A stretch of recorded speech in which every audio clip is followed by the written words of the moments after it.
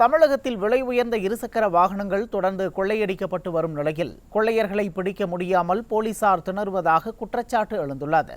மாநிலத்தின் பல்வேறு மாவட்டங்களில் இரவு நேரங்களில் வீட்டு வாசலில் நிறுத்தப்படும் விலை உயர்ந்த இருசக்கர வாகனங்களை கொள்ளையர்கள் திருடிச் செல்வதாக குற்றச்சாட்டு எழுந்துள்ளது. இதன் ஒரு பகுதியாக சென்னை வேளச்சேரியில் மதன்ராஜ் என்பவர் தனது வீட்டு வாசலில் இருசக்கர வாகனத்தை நிறுத்திவிட்டு தூங்கச் சென்றுள்ளார். பின்னர் காலையில் பார்த்தபோது வாசலில் இருந்த இருசக்கர வாகனம் காணாமல் போனது கண்டு அதிர்ந்துள்ளார். இதுகுறித்து போலீசில் புகார் அளித்த நிலையில் அதிகாரிகள் கொள்ளையர்களை பிடிக்க முறையான நடவடிக்கை எடுக்கவில்லை எனவும் அலட்சியமாக பதிலளிப்பதாகவும் வேதனை தெரிவித்துள்ளனர். இந்த விடிய ஆட்சியில் அதிகரித்து வரும் இதுபோன்ற வாகன திருட்டுக்களை தடுக்கவும் குற்றவாளிகளை கைது செய்யவும் போலீசார் நடவடிக்கை எடுப்பதில்லை என குற்றச்சாட்டு எழுந்துள்ளது. கேட்டுக்கிட்டே தான் இருக்கும். ஸ்டேஷனில் ஃபோன் பண்ணி ஃபாலோஅப்பில் தான் இருக்கிறதுன்னு சொல்கிறாங்க. இப்போ வரைக்கும் வண்டி கிடைச்ச பாடு இல்லை. இன்ன வரைக்கும் எந்த ஒரு அப்டேட் எங்களுக்கு கிளியராக தரல. எஃப்ஐஆர் கேட்டாலும் எஃப்ஐஆர் தர மாட்டாங்க.